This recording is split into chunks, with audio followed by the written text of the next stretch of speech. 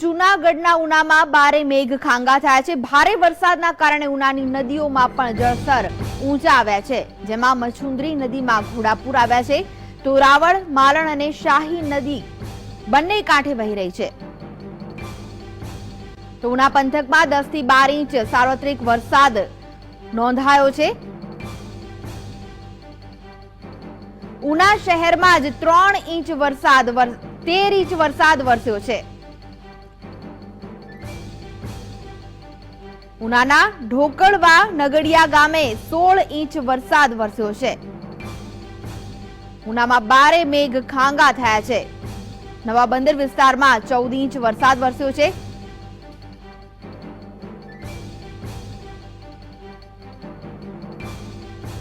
તો સાવરકુંડલામાં 5 ઇંચ વરસાદ વરસ્યો છે। રાવળ, માલણ, શાહી નદીમાં જળસ્તર વધ્યું છે। અવિરતપણે વરસાદ વરસી રહ્યો છે। કેટલાક ગામો બેટમાં ફેરવાયા છે। માળિયાહાટીના 24 કલાકમાં 10 ઇંચ જેટલો વરસાદ વરસ્યો છે। તો અમરેલી પંથકમાં પણ ધોધમાર વરસાદ વરસ્યો છે। તો આ વિશે જ વધુ માહિતી માટે જોડાઈ ગયા છે અમારા સંવાદદાતા જયેશ। અવિરતપણે વરસાદ વરસી રહ્યો છે, કેવી પરિસ્થિતિ છે હાલમાં? કૃષ્ણ, હાલ ઉના પંથક, ઉના ગીરગઢડા પંથકમાં હવે આખી સમગ્ર રાત વરસાદ વરસી રહ્યો છે અને સમગ્ર પ્રથમ દ્રષ્ટિએ જો અત્યારે પરિસ્થિતિ સમગ્ર ઉના પંથકના ગામો બેટમાં ફેરવાઈ ચૂક્યા છે। જનજીવન સંપૂર્ણપણે અસ્તવ્યસ્ત થઈ ગયું છે અને હાલ જોવા જઈએ તો એક વરસાદના આંકડા તરફ નજર કરીએ તો ઉનામાં પૂરી રાત દરમિયાન 14 ઇંચ વરસાદ વરસ્યો છે। તે સિવાય ઢોકળવા ગામમાં, નગડિયા ગામમાં 16 ઇંચ વરસાદ પડ્યો છે, જ્યારે ખીલાવરમાં માત્ર 8 કલાકમાં 16 ઇંચ વરસાદ વરસતા સમગ્ર પંથક બેટમાં ફેરવાઈ ગયું છે। લોકો ઘરની બહાર નથી નીકળી શકતા કે ઘરમાં રહી નથી શકતા, એ પરિસ્થિતિ સર્જાઈ છે। કૃષ્ણા જી જયેશ, જે રીતે વરસાદ વરસી રહ્યો છે, કેટલી નદીઓના જળસ્તર વધ્યા છે અને કઈ કઈ નદીઓમાં ઘોડાપૂર આવ્યા છે? ઉના ગીરગઢડા પંથક તરફ આપણે નદીઓની વાત કરીએ તો રાવલ નદી, શાહી નદી, માલણ નદી અને મચુંદરી નદી, આ 4 નદીઓમાં ઘોડાપૂર આવી રહ્યા છે। તેમજ રાવલ ડેમના પણ દરવાજા ખોલવામાં આવતા કે નીચાણવાળા ગામો છે, સનખરા છે, રામેશ્વર છે, કાણકબરડા છે, ખત્રીવાડા છે વગેરે ગામોમાં પણ પાણી ભરાઈ ચૂક્યા છે અને લોકો અત્યારે ઘરની બહાર નીકળી રહ્યા છે। વીજના ઉપકરણો પણ ઘણા ઘરોમાં, ફ્રીજ છે, ટીવી છે, પણ બધું પાણીમાં અત્યારે ડૂબી રહ્યું છે। કૃષ્ણા જી જયેશ, જે રીતે વરસાદ વરસી રહ્યો છે અવિરતપણે, શું જાનમાલના કોઈ નુકસાનના અહેવાલ છે ખરા?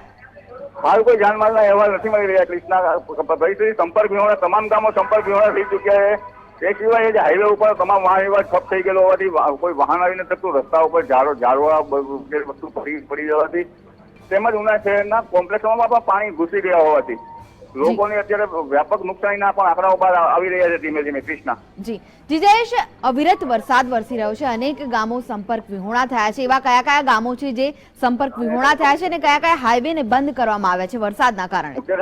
હાઈવે ની વાત કરીએ તો ઉના વેરાવળ હાઈવે અને ઉના ભાવનગર બંધ થઈ ગયેલા છે। બંધ કરી દેવામાં આવ્યા, બંધ થઈ ગયા છે, આ વરસાદના કારણે બંધ થઈ ગયા છે। કૃષ્ણા, તેમજ સંપર્ક વિહોણાના ગામની વાત કરીએ તો કોઈ ગામમાં અત્યારે ઉના શહેરમાંથી કોઈ પણ ગ્રામ્ય વિસ્તાર તરફ કોઈ જઈ શકતું નથી કે ગ્રામ્ય વિસ્તારમાંથી ઉના શહેર તરફ કોઈ આવી નથી શકતું। કૃષ્ણા જી, સ્થળાંતરના કોઈ અહેવાલ છે ખરા? હા, અત્યારે ગ્રામ્ય વિસ્તાર તરફની વાત કરીએ તો ગ્રામ્ય વિસ્તારના લોકો જે તે વિસ્તારમાં હોય તે પોતપોતાની મેળે સુવિધાઓ કરી રહ્યા છે કે એટલા માટે કે જે રાવલ ડેમની નીચેનો વિસ્તાર છે ગ્રામ્ય વિસ્તાર, એ લોકો પાણી છૂટે એની રાહ જોતા હોય છે, પણ હાલની વરસાદ જે રીતે અવિરતપણે વરસી રહ્યો છે એ રીતે એ લોકો રાહ પણ નહીં જોતા અને પોતપોતાની રીતે સ્થળાંતર કરી રહ્યા છે। વહીવટી તંત્ર પણ પહોંચી શકે એવી હાલ પરિસ્થિતિ કોઈ દેખાતી નથી। કૃષ્ણા જી જયેશ, તમે અમારી સાથે જોડાયેલા રહેશો, આગળ પણ આ વિશેની માહિતી તમારી પાસેથી મેળવીશું। તો ડીપ ડિપ્રેશનના કારણે સૌરાષ્ટ્રમાં અવિરતપણે વરસાદ વરસી રહ્યો છે। ઘણા બધા જિલ્લાઓ છે જ્યાં અવિરતપણે વરસાદ વરસી રહ્યો છે। સૌરાષ્ટ્રમાં ભારે મેઘ ખાંગા થયા છે। સૌરાષ્ટ્રના દરિયા કિનારે પણ 3 નંબરનું સિગ્નલ લગાવી દેવામાં આવ્યું છે। આ સાથે જ દરિયો તોફાની બનતા દરિયા ખેડૂઓને દરિયો ન ખેડવા માટે પણ ચેતવણી આપવામાં આવી છે। ઉના પંથકની જો વાત કરીએ તો ઉના પંથકમાં 10 થી 12 ઇંચ વરસાદ વરસ્યો છે, જ્યારે કે ઉના શહેરમાં જ 13 ઇંચ જેટલો વરસાદ નોંધાયો છે। ગાજવીજ અને પવન સાથે આ તોફાની વરસાદ છે। ઉનાના ઢોકળવા નગડિયા ગામે 16 ઇંચ વરસાદ વરસ્યો છે। તો રાવળ, માલણ, શાહી નદીમાં જળસ્તર વધ્યું છે। તો અમરેલીમાં ડીપ ડિપ્રેશનની અસર જોવા મળી છે। અમરેલીના જાફરાબાદનો દરિયો ગાંડો તૂર બન્યો છે। દરિયામાં વિશાળ મોજા ઉછળ્યા છે। અહીં ધોધમાર વરસાદ વરસ્યો છે। ભારે પવન સાથે વરસાદ તૂટી પડતા અનેક સ્થળે વૃક્ષો પણ ધરાશયી થયા છે. તો અનેક વિસ્તારોમાં વીજળી પણ ગુલ થઈ ગઈ હોવાના અહેવાલો મળી રહ્યા છે. આ સાથે જ મચુંદરી નદીમાં ઘોડાપૂર આવ્યા છે. તો આ વિશે જ વધુ માહિતી માટે જોડાઈ ગયા છે અમારા સંવાદદાતા ફારૂકજી. ફારૂક, અમરેલીમાં પણ અવિરતપણે વરસાદ વરસ્યો છે, શું માહિતી છે હાલમાં? આપણે જણાવી દઉં કે ગત રાતથી જે જાફરાબાદમાં દરિયો તોફાની દિન હતો, કારણે જાફરાબાદ પંથકમાં 70 કિલોમીટરની ઝડપે પવન ફૂંકાણો હતો. આની સાથે અંધરાધાર વરસાદ ગત રાતનો જ ચાલુ છે. જાફરાબાદ પંથક સાથે રાજુલા પંથક, પીપાવાવ પોર્ટમાં પણ અંધરાધાર વરસાદ ચાલુ છે. પીપાવાવ પોર્ટની જેટીમાં પણ દરિયાના પાણી ઘૂસી ગયાના અહેવાલો મળી રહ્યા છે. સાથે આપણે એ પણ જણાવી દઉં કે ગત રાતથી જાફરાબાદ અને રાજુલા પંથકમાં વીજળી ગુલ થઈ ગઈ છે. અંધારપટમાં આખી રાત આ લોકોએ વિતાવી છે. ત્યારે પુષ્કળ વરસાદ આશરે 9 ઇંચ આસપાસનો વરસાદ રાજુલા અને જાફરાબાદ પંથકમાં પડી ગયા હોવાના અહેવાલો મળી રહ્યા છે. અત્યારે જાફરાબાદ હાલમાં જળબંબાકાર થઈ ગયું હોય એવો માહોલ સર્જાઈ ગયો છે. જ્યારે આપણે વધારે એ પણ જણાવી દઉં કે સાવરકુંડલા, અમરેલી જિલ્લાનું જે સાવરકુંડલા છે ત્યાં પણ 6 ઇંચ જેટલો વરસાદ ખાબકી ગયો છે. વરસાદને પગલે સાવરકુંડલા શહેરની મધ્યમાંથી પસાર થતી નાવલી નદી છે, નાવલી નદીમાં પણ ઘોડાપૂર આવી ગયા છે.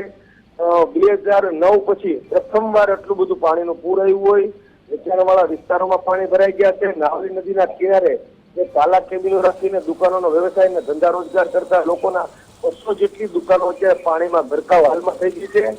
અને પાલા કેબિનો છે એ સલામત સ્થળે ખસેડવાની અમુક લોકો કાર્યવાહી કરી રહ્યા છે. અમરેલી જિલ્લામાં મેઘરાજા જે રીતે હાલમાં અવિરત વરસી રહ્યા છે એ જોતા ખાંભામાં પણ 5-6 ઇંચ જેટલો વરસાદના વાવડો મળી રહ્યા છે. ધારી, બગસરા, રાજુલા, અમરેલી, મોગરા, લીલિયા, લાઠી સહિતના સમગ્ર જિલ્લામાં હાલમાં પણ અવિરત મેઘ વરસાદ ચાલુ છે. જી, જે રીતે અવિરત વરસાદ વરસી રહ્યો છે ફારૂક, લોકોને પણ હાલાકીનો સામનો કરવો પડી રહ્યો હશે. તંત્ર દ્વારા શું કામગીરી હાથ ધરવામાં આવી છે? તંત્ર દ્વારા હમણાં જ ફ્લડ કંટ્રોલને જાણ કરતા ફક્ત માણસો ત્યાં મૂકી દીધા છે. નીચાણવાળા વિસ્તારોમાં પાણી ભરાણા છે. એ પણ તંત્રના લોકો પણ પત્રકારોને ફોન કરીને પૂછે છે કે વિસ્તારમાં વરસાદ વધુ છે. એ સમગ્ર તંત્ર વસ્તુથી આખું અજાણ હોય એવું લાગી રહ્યું છે. હાલમાં એવું પણ જાણવા મળ્યું છે કે સાવરકુંડલા પંથકમાં ટેલિફોનના લેન્ડલાઇનના ડબલા છે એ પણ બંધ થઈ ગયા છે. અમુક મોબાઈલ કવરેજો છે એ પણ આવતા નથી. અને એટલું બધું પાણી અને નીચાણવાળા વિસ્તારોમાં હોય તંત્ર ત્યાં સુધી પહોંચી નથી શકતું. સમાજના જે લોકોના આગેવાનો છે તે પોતાના વિસ્તારોની મુલાકાતો લઈ રહ્યા હોવાનું આધારભૂત સૂત્રોમાંથી જાણવા મળી રહ્યું છે. જી જી ફારૂક, જે રીતે અવિરત વરસાદ વરસી રહ્યો છે, કયા વિસ્તારો છે, કયા તાલુકા છે જે વધારે પ્રભાવિત થાય છે, સાથે જ કયા કયા હાઈવે બંધ છે?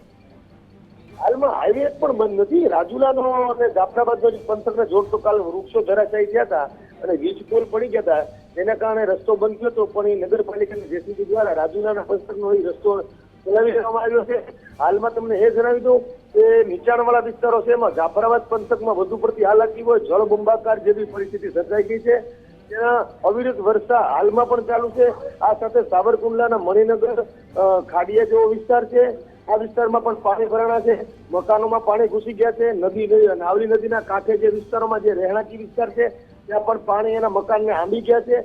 હાલમાં પણ વરસાદ ચાલુ હોય એટલે લોકોમાં ભારે ગભરાટ ફેલાઈ ગયેલી છે. જી જી, આભાર ફારૂક સમગ્ર માહિતી આપવા માટે.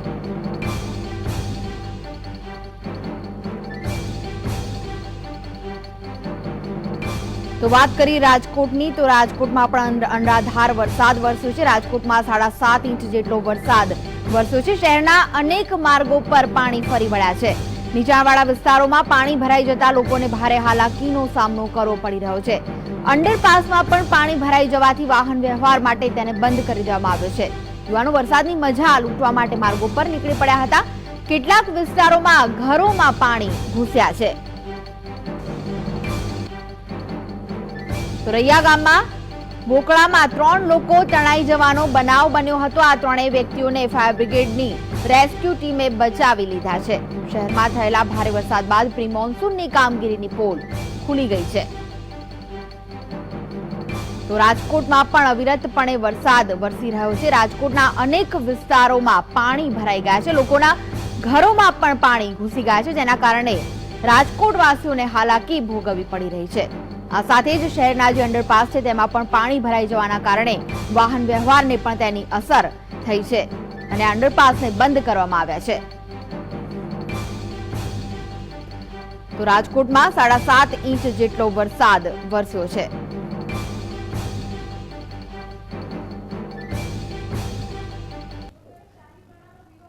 તો આ વિશે જ વધુ માહિતી માટે જોડાઈ ગયા છે મારા સંવાદદાતા ઋષિ દવે. જે ઋષિ, રાજકોટમાં પણ અવિરતપણે વરસાદ વરસી રહ્યો છે, 7.5 ઇંચ જેટલો વરસાદ નોંધાયો છે, ત્યારે હાલમાં કેવી પરિસ્થિતિ છે રાજકોટમાં?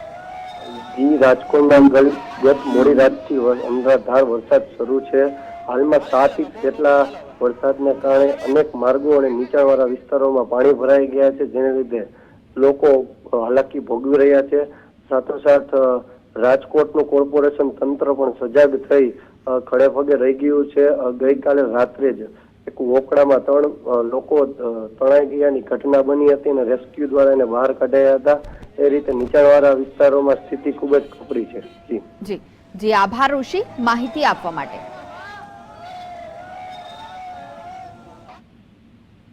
રાજકોટ શહેરમાં છેલ્લા 3 કલાકમાં 3.25 ઇંચ જેટલા ધોધમાર વરસાદથી શહેરના રાજમાર્ગો ઉપર પાણી ફરી વળ્યા છે. આ દ્રશ્યો છે રાજકોટના અંડરબ્રિજના, કે જ્યાં માત્ર 3.25 ઇંચ જેટલા વરસાદથી અંડરબ્રિજમાં પાણી ભરાઈ ગયા છે.